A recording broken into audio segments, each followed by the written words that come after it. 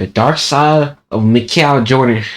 5 MVP awards, and his billion-dollar partnership with Nike that changed the game forever. It's no secret that Michael Jordan is one of the greatest basketball players of all time. Michael Jordan was the most complete basketball player that ever lived. Mike changed the game in so many other ways, not only on the court, but off the court. I was terrified being out there with Michael Jordan the first time. Beyond the court, MJ's Jordan brand has been consistently bringing in billions in revenue, allowing him to do things like buy an entire NBA team and supporting vulnerable communities. The man, known for his clutch performances and unbreakable competitive spirit, has cemented himself as an untouchable icon in sports history. One day you might look up and see me playing the game at 50. Oh, don't laugh. Never say never. But while the world remembers him as an ultimate competitor, basketball icon, living legend, and pretty much any other adjacent descriptions, it's arguable that MJ has more enemies than admirers. Because despite being considered the GOAT, many close to Michael Jordan believe he's undeserving of all the praise and accolades he has received over the years. You guys seen him play.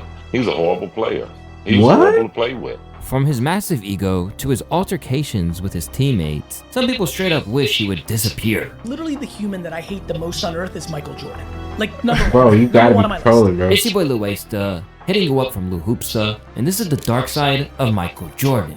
After getting selected 3rd overall pick by the Bulls in the 1984 draft, a young Jordan came into the league with a strong competitive energy. During his debut in a game against the Washington Bullets at the time, MJ landed an impressive 16 points and 6 rebounds, which wasn't bad for a rookie. As the season, Jordan made his NBA debut at Chicago Stadium October 26, scored 16 points, 6 rebounds. 2021 ticket stub. Game sold 264,000. Setting record, collectible ticket stub. Rookie season 28, 6.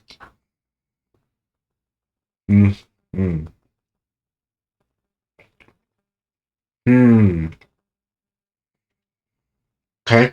Rolled in, MJ would go on to average 28.2 points and 6.5 rebounds per game, leading the Bulls to the playoffs for the first time in 4 years and earning the Rookie of the Year award. Initially, MJ portrayed the image of a humble star who was just looking to have fun playing the sport that he loved. On behalf of Miller Brewing Association, I'm very happy to receive the award, although, Keem... Bro, he looked just like Anthony Edwards, bro.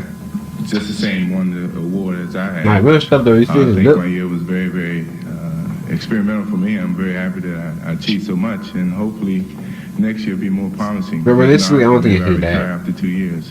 But it wouldn't be long before his egotistical nature started to emerge, eventually forcing MJ to go against his own initial promises to the team when he first got signed, leading clips like this to spoil like old fruit. I just gonna set expectations for myself and go out and try to contribute, and maybe not try to carry the team and just try to fit in and become as one, and not just a Michael Jordan show or a Michael Jordan trying to carry the team. As we'd soon see, Jordan did the complete opposite of what he'd promised, and quickly became their clear-cut leader and primary ball handler, despite claiming he wanted nothing of the sort. It made sense, since he was easily the best player on the team, but hiding his true intentions and acting like he just wanted to fit in rubbed people the wrong way, even if that same ego was what made him unstoppable.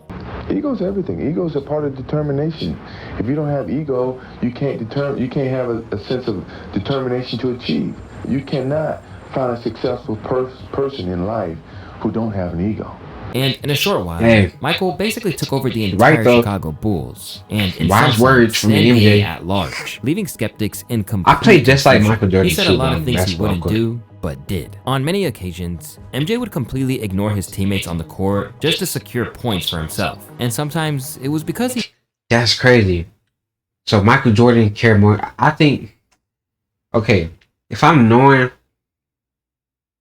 like we gonna lose, we purposely trying to lose, bro. I'm the best player on the team. We trying to get another draft pick. Bro, I'm going out crazy, bro. I'm not past either.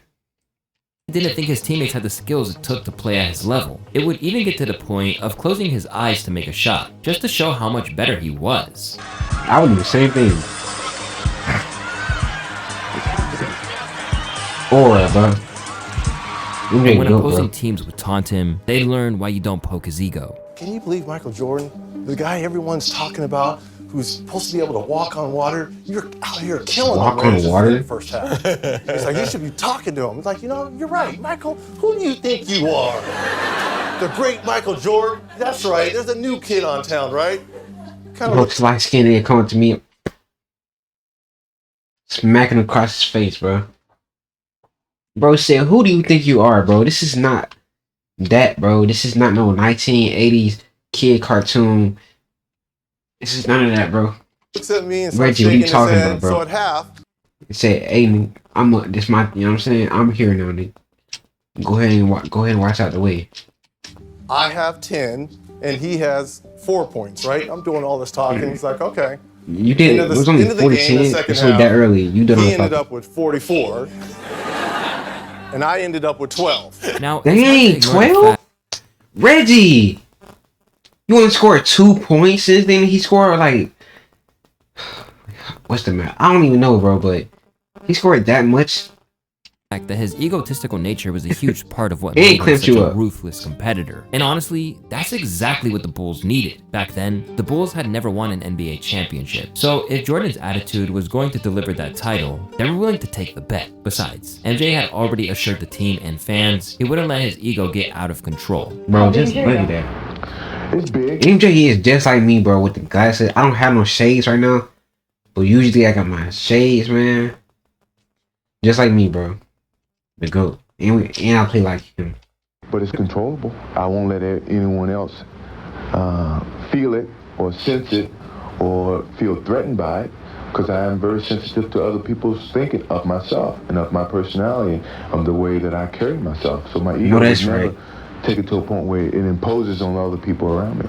But unfortunately, things started to get sour almost immediately, and MJ would soon make it his life's mission to taunt every single player on the team in the name of helping them. While many players did actually improve on their skills, like Scottie Pippen, who ended up improving 10 points per game to 17, others found his methods unbearable and mentally draining, to the point where it would spiral into full-blown altercations with teammates and even the coach. See, during the first 7 years of drafting MJ, the Bulls never made it to the finals. However, throughout that period, Jordan was logging the most minutes on the court, carrying the weight of the entire team on his shoulders. In his mind, their success or failure was all on him, which honestly makes sense since his goal was to reach the final. But here's where things started to get dark. MJ was so obsessed with winning that he completely disregarded how his teammates felt. He would push them relentlessly during practice, berate them on the court, and sometimes he was just straight up cruel. And nobody caught more heat on the team than Rodney McRae. Despite being a stellar defensive player and earning all defensive team honors in 1987 and 88, none of that seemed to impress Michael Jordan, as he would consistently tear the small forward down. One member of the Bulls recalled a moment during practice where Michael completely crashed out on Rodney for no real reason. Apparently, Jordan was— Bro, these niggas was crashed out for no reason. I'd be scared, bro. Like, if I see like Michael Jordan, even as a grown man, he's not even that big, but like this is the GOAT. Like, did he dark skin and stuff? Like I'd be scared, bro. Get in Rodney's face whenever they were on opposing teams, screaming, "You're a loser. You've always been a loser." With all this taunting, Rodney's confidence took a sharp plummet, and his skills, which Jordan was trying to improve through his quote-unquote tough love, ended up getting worse. As the Bulls insider would state, Rodney can hardly put up a jumper now. Dang. After barely surviving one season. Bro, trash talking his own teammate into being out the league. Like, he literally ruined his whole career just from talking. MJ on the team, Rodney surprisingly retired from the league with no injuries. He retired? Contrast to the many stars who end up retiring due to life-threatening injuries. Bro, why is everybody in FaZe going live? They just blowing my phone up, telling me some leaving FaZe clan. The Truth Wilder FaZe clan. The what? Bro, like, they definitely do something crazy, bruh. Something crazy going on. Stop blowing my phone up, niggas. Or conditions. Although Rodney had a good 10-year career, the NBA community widely speculates that MJ was probably the sole reason for Rodney's early retirement, which might not be far from the truth, considering Jordan's long list of incidents where he trash-talked players into failure. So he walks by me, he walks by Kevin, we get the ring with me, he said, lace him up, it's gonna be a long night. I'm like, did he just come in our locker room? Bro. I didn't know what to say, I was shocked. He had 60 that night. What makes 60. MJ even more intimidating is the fact that he can trash talk, play around, and still dominate the court. Hey, Michael, who do you think you are? The great Michael Jordan? That's right, there's a new kid on town, right? Kind of looks at me and starts shaking his head. So at half, I have 10 and he has 4 points, right? I'm doing all this talking. He's like, okay. Oh, that's at halftime. Into the game in the second half, he ended up with 44. We scored 42 and a Everyone on the half. court, especially the opposing team. Sheesh. No, I got hit with an ad.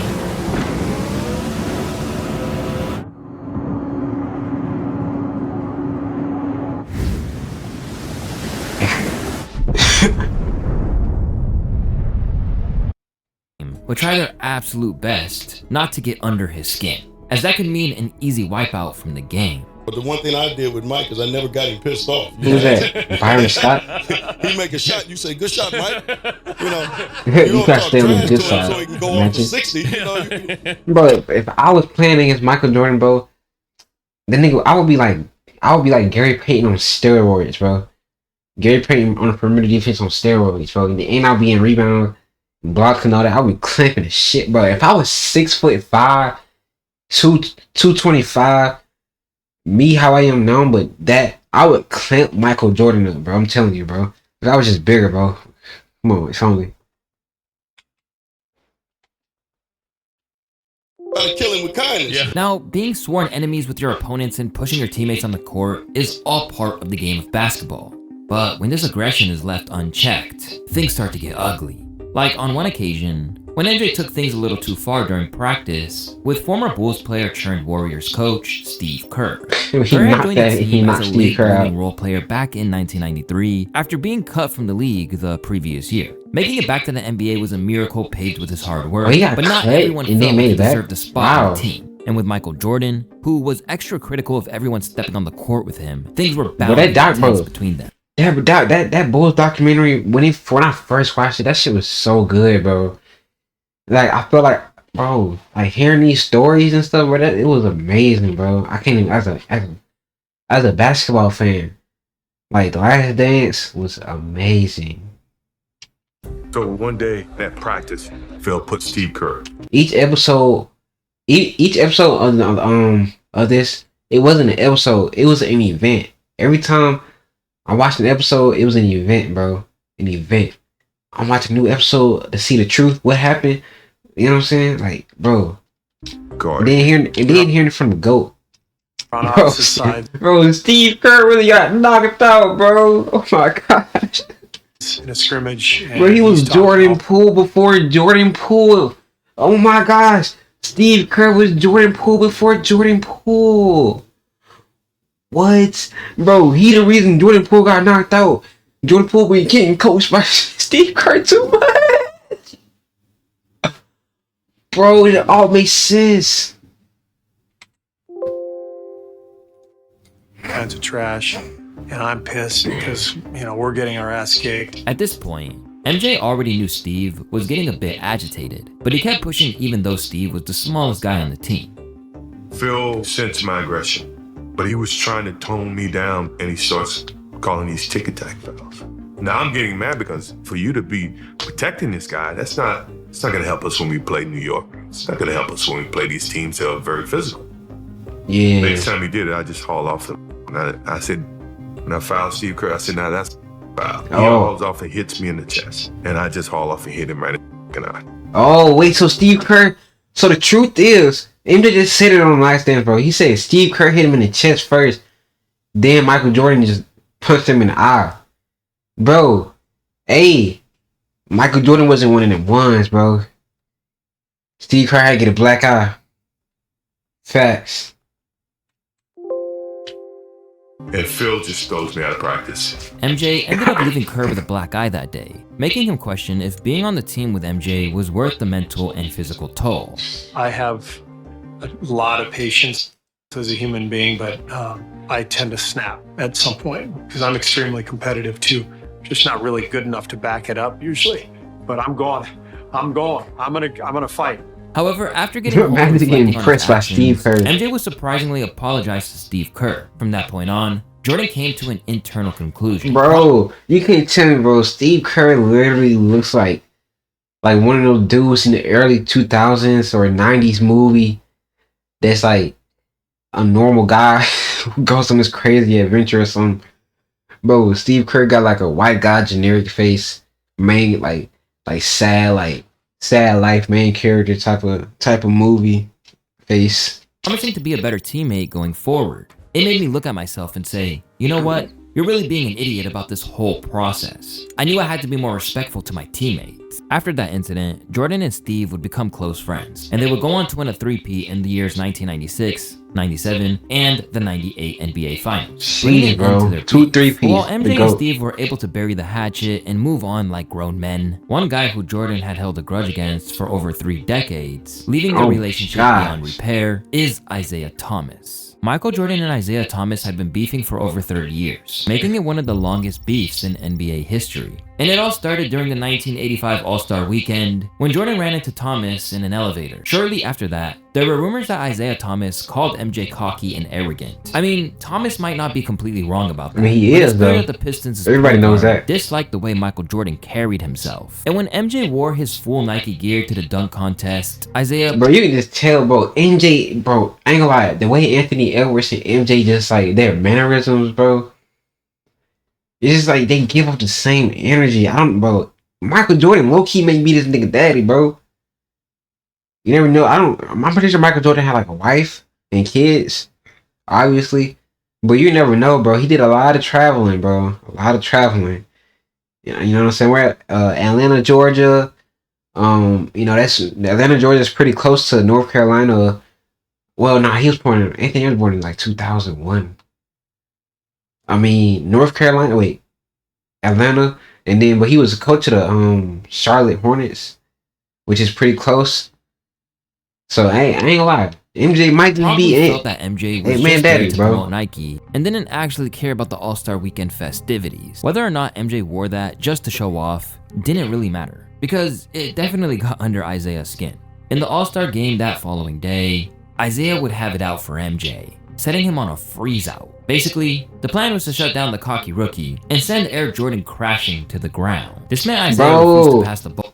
Wait, this the All-Star game, I think, no, this is the regular series. Leaving him with just 9 shot attempts and 22 minutes of play. It's the real just 2 Jordan days moves. after the All-Star game fiasco, Michael and Isaiah met again in a regular season matchup between the Pistons and the Chicago Bulls. Michael saw this as the perfect opportunity to get his revenge on Thomas, and he delivered, landing an astonishing career high of 49 points. Behind the foul line, short with And he got a career high against Isaiah Thomas at the time. I know Michael Jordan's career high 63. Well, that's Pistons. Let that ball go right back off to him. Give him credit. Bro, MJ the GOAT, bro. Just watching him play, it's just like 48 on the night for Michael Jordan. Jeez. And he deserves a lot of And he was so skinny too doing this. 134, 126. He was like Chicago in overtime. Jimmy Butler free throw shooting. Anthony Edwards swagger. Kobe Bryant's pure skill. Gary Payton's perimeter defense. Kevin Durant's mid-range. DeMar DeRozan mid-range. Kyrie finishing. Bro, he's the GOAT. The best. Michael Jordan is the best basketball player ever. Like, a person that's gonna make the most impact, Michael Jordan. You get you a team that know how to shoot and pass with Michael Jordan in defend. Or like, okay, you get you. Cause I'm thinking about Jokic. I'm not like Jokic. Low-key maybe like the best player to have on your team, like overall wise. I'm not gonna lie. But Michael Jordan is the GOAT, the best basketball player ever. It's a difference, right? The best basketball player versus the best, team. Michael Jordan is the best player. He was only a rookie, further solidifying their beef. The two would never be on good terms after this, getting into intense battles whenever they faced each other on the court. Trying to penetrate, finds Jordan. Michael to the hoop. What a throw! And sometimes, Isaiah's bad boy Pistons would get the better of him, committing to winning by any means possible. Bro, he was just meaning they dragging had out no the air, trouble bro. roughing up MJ so they can get an advantage. He was gonna get hit. Make your browser fast. Make your Bro, that browser shit. safe. Make your browser Chrome. And he knew it. Jordan left way. Jordan to the foul line, room in the lane. Isaiah grabs him. Dang, bro. In fact, it got to the point where it was reported that Jordan allegedly got into the habit of tattling on NBA teams, urging the commissioner at the time, David Stern, to change the rules of the NBA, which didn't sit right with Isaiah Thomas once again. Chicago, I mean, the Bulls, Jordan, every time you hit him, he was crying, oh, mama, going to David Stern's office, going to the commissioner's office, having a meeting about getting hit, getting fouled. You got to change the rules. I'm like, I mean, he was just making it fair. Yeah, I mean, y'all niggas was straight up just like hacking him every time he drove because y'all couldn't beat him. Like if you just trying to foul me midair until I get injured, of course y'all gonna win because y'all playing dirty. Now we got to change the rules because he getting hit. It's not real basketball. You're doing too much. You can't excessively do that. The two were far into retirement. Things would only get more tense between them as Jordan would release the infamous documentary series The Last Dance, where he highlighted an event that happened in the 1991 Eastern Conference Finals, where Isaiah walked off without shaking hands after losing the game, and why he reacted the way he did. I didn't lead the walk-off. You're like, why he walking like that? Dang, that was aura though. That was like bad. That was like aura, but like that nigga's like the most hated. Nigga, that's like hated aura. Like. According to Isaiah, like he didn't everybody feel disliked he did him. anything wrong. After all, he wasn't the first person to pull that type of move after losing a game. Bro got a baby face, boy. Games, I don't remember teams going shaking hands. Now this is just me. Maybe I missed something somewhere. Now, am I a sore loser? Yes, I am a sore loser. And when Jordan was shown Isaiah's explanation of the situation, he completely dunked on him. Whatever he says now, you know it wasn't his true actions then. You know, it's time enough to think about it. Or the reaction of the public that's kind of changed his perspective of it. You can show me anything you want. There's no way you can convince me he wasn't an asshole. At this point, it's pretty clear that Michael has no intentions of patching things up. So everybody was the asshole. Isaiah, on the other hand, proposed specific conditions under which he'd be willing to forgive Michael Jordan. But you see he has a beard, like why do he not have it? Don't call me behind the scenes apologizing or asking your friends to apologize, right? You got on national television and you call me an asshole. And You then are. you said you hate it. You said that on national television. Now, if you didn't mean it, get on national television and apologize for it. Now, if you meant it, let it ride as it is. Well, if you know Michael, you'd know he'd rather go for a swim than apologize to Isaiah, which just goes to show how much he hates his enemies. However, And no Michael one Jordan expected can't that swim, his right? greatest op wouldn't be an old rival, but someone he spent every day practicing with. You know, you've done more and more talking about Michael Jordan. Has he reached out to you at all? Have you talked to him? I'm not talking about Michael Jordan. Nah. Michael Jordan and Scottie Pippen were considered the greatest duo in NBA history. Their Facts. synergy on the court was phenomenal. Together, they won 6 NBA championships. It's like a 99 and a built 97 dominated overall. the 90s. And despite MJ earning over 10 times Scottie's salary back in the I day, feel like Scottie Pippen, Jalen Johnson is the modern day Scottie Pippen, but like not as good on defense. But like they like a big point forwards who can rebound, score, pass. You know what I'm saying? it never caused an issue. Even years after retirement, Scottie and MJ could constantly be found praising each other. I got so many people I can thank. In all the videos, you never just saw me. He had an aura with that goatee, boy. Michael Jordan is the greatest player to ever put on shoes and play in our game. No doubt about it. But when their relationship fell apart, it came as a huge Bro, it's like surprise Scottie Pippen always to changing his everyone. mind. He like The Michael Jordan the fallout, GOAT. that same Michael Jordan is documentary. ass. In Michael Jordan the 2020, GOAT. Jordan Michael Jordan released is the ass. long-awaited The It's like I Last see a Dance different clip of Scottie Pippen either saying MJ the GOAT, he was the best ever, or Michael Jordan is trash, he is horrible. documentary. On the surface, it was a nostalgia-driven series about the final season of the 90s Bulls dynasty. To casual fans, the series was awesome and reminded everyone of everything we love about basketball. However, when Scottie saw the series, he was absolutely fuming.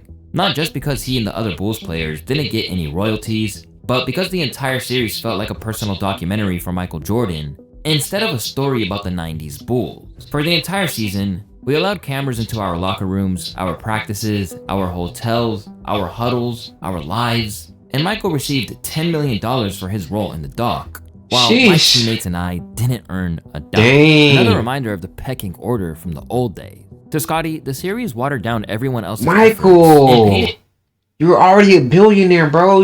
Come on, Michael. Michael. Say it ain't so, Michael.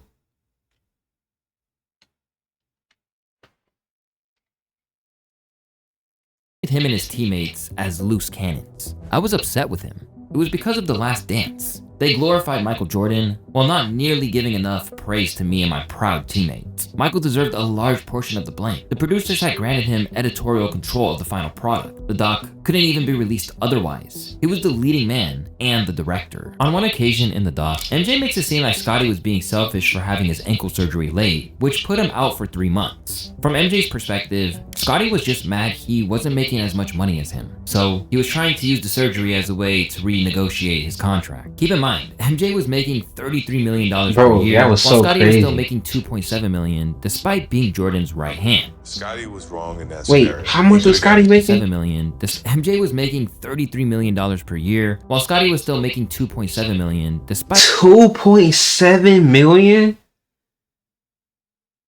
Wow. He was making $2.7 million as one of the best players in the league. That's crazy. And Michael was earning 33, and you couldn't even give him. Michael Jordan is money hungry as freak, bro. Ain't no way, bro.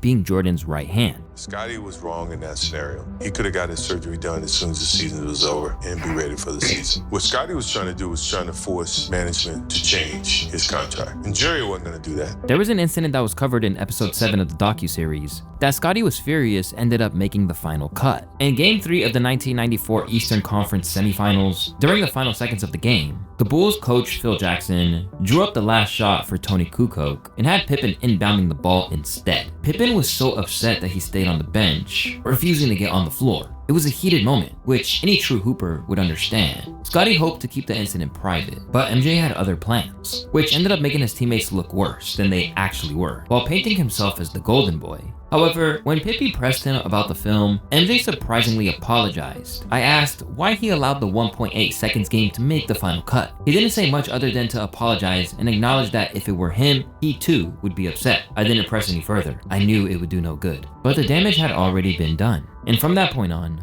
Scotty made it his life's mission to let the world know just how terrible like that. It like Frankenstein monster. Often claiming that MJ wouldn't have been a great player without his team. I seen Michael Jordan play before I came to play with the Bulls. You guys seen him play. He was a horrible player. He was horrible to play with. He was I told y'all. He's shooting bad shot, and all of a sudden we become a team and we start. Every clip is him either praising him or hating him. Since then, he would go on to expose how he and MJ were never really friends, despite playing side by side and bagging 6 championships together. Great teammate, but we just never were great friends. To make matters even worse, MJ's son would eventually start dating Scottie Pippen's ex-wife, further straining their already fractured relationship. Why would you date Michael Jordan's son, knowing that it's been pretty clear that Scottie Pippen and Michael Jordan didn't have this relationship people thought, and certainly don't have it now? To Scotty, it might have given the impression that MJ sent his son to spite him even more, cause it didn't make much sense for Marcus Jordan to be attracted to a woman who's 16 years older than he is. Ain't no way. With Google Play Bro, Games, Michael Jordan Play Unlocked. son smashed Scottie Pippen's wife. I didn't plan it like that. It wasn't like it was planned like that. I think we were just together a lot with our friends, and it just so happened. It wasn't like something I planned. You gotta remember, I feel like for me being, married to someone that was an athlete or whatever, it's really hard. You get scrutinized a lot. People don't think you should have a life once you get divorced. They think once you're divorced, you're done. And I feel like I've overcome so many different obstacles because I feel like I should have love. I should be able to date who I want. I should be able to live. She definitely do not to get back at him. Just go wherever I want to go and not be judged every time I'm seen with someone. And when Scotty was asked about how he felt about their little escapade, his response made it clear where he stood. Look how big Scottie Pippen nose is so big, bro. Marcus are an item. Has Marcus reached out to you? I think jiggling. Everyone wants to know, how do you feel about the relationship?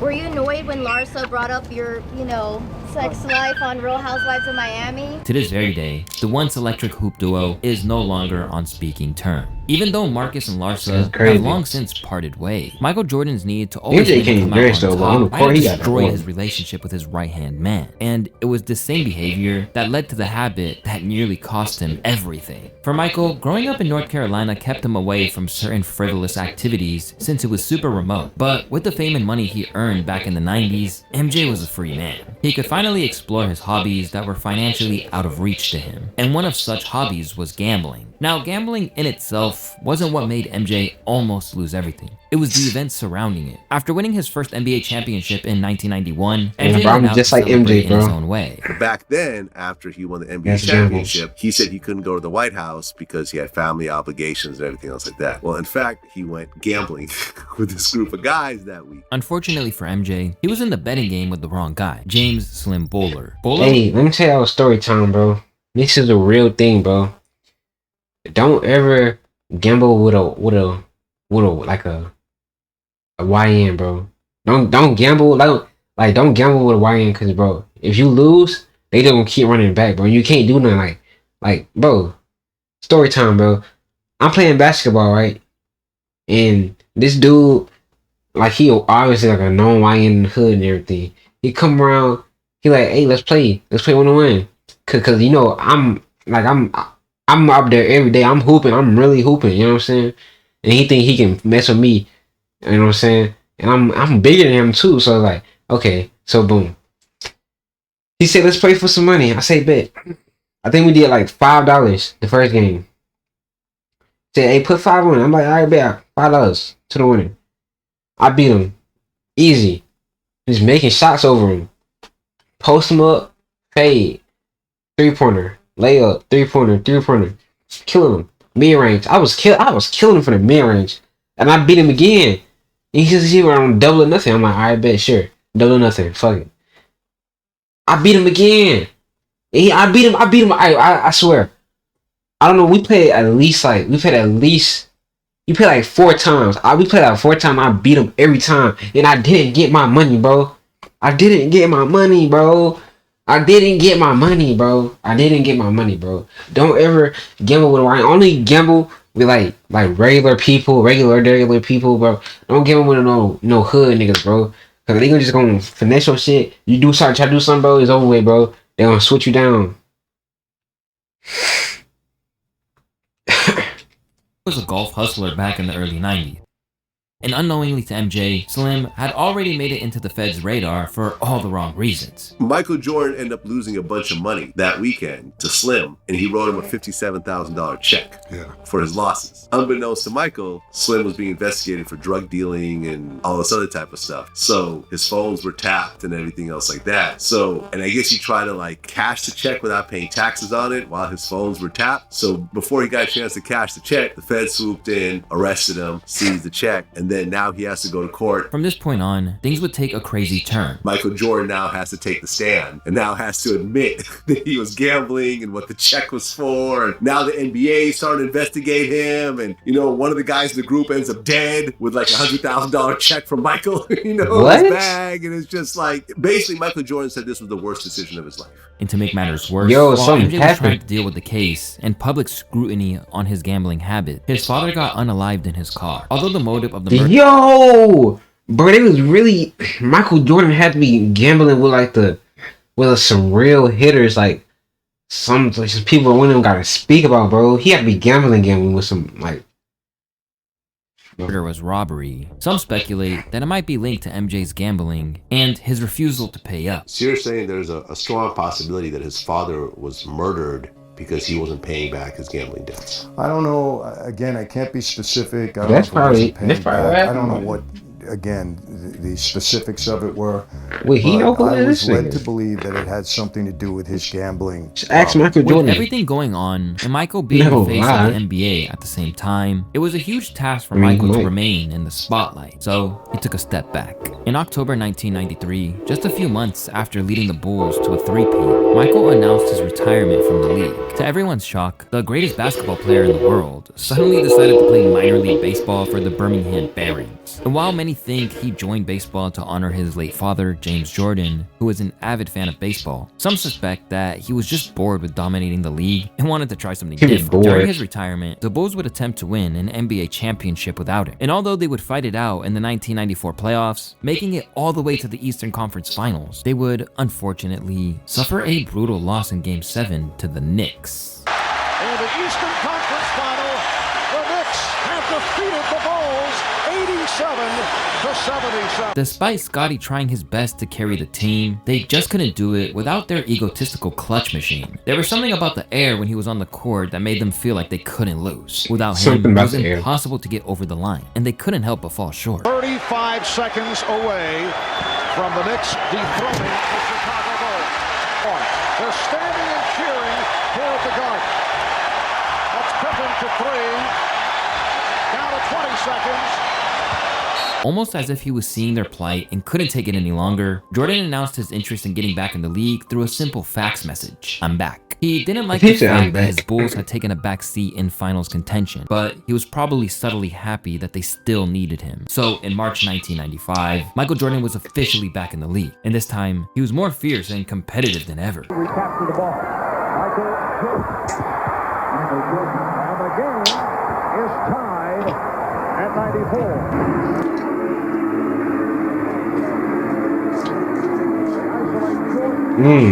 My type of move. Despite coming back late into the season, with just a few games left until the playoffs, MJ would manage to average 27 points and guide the Bulls to the second round of the playoffs, even though their team was the weakest it had ever been at that point. This was because they lost a few key pieces in the trade window. By the time the next season came, Jordan was putting down crazy plays night after night. Dennis gives it to Mike. Oh, a 10! A 10 and a poster play for Michael. Watch this, Mike. Hardaway lost it. Stripped by Jordan. Oh, beautiful by Jordan to hit. A show the ball. You asked for more ways to create, so we made a major update. Sleeve printing is now live. You can now... Jordan with the pull-up. Yes! And a challenge. His performance was so dominant that it raised suspicions. The Knicks coach at the time, Jeff Van Gundy, straight up accused him of compromising opposing teams, leading to an unfair advantage during the game. What? He cons him by inviting him to his movies. He cons him with the commercials. He pretends to enjoy guys and like them and befriend them. I don't think he gets it. I think for some reason he's so good and has done it for so long that there is this, and such a mystique about him and everybody wants to be like him, be as good as he is, make as much money as he is, be able to do all the off-the-court things that you watch him game in and game out. He saddles up next to guys, he smiles at him, pats him on the ass, and then, goes out there and kicks their ass, and they hug him after the game. Like that was some great thing that he got 45 on them, so I don't understand it. Whether Jeff Van Gundy was telling the truth or not, it's possible that Jordan's need to always win might have forced him to do something shady. However, hearing about this statement got Michael riled up and ready to prove Jeff Van Gundy wrong. It's kind of downplayed a little bit, but it's never forgotten. I think, when you hear certain things like that, you put them in your memory bank and you use them whenever you feel you have the need to. And, so I hadn't really forgotten it. In the next game between the Knicks and the Chicago Bulls, Jordan put on a show, dropping 51 points, which was a new season high back then, and at the same time, taunting Van Gundy on the sideline. Jordan now has 51.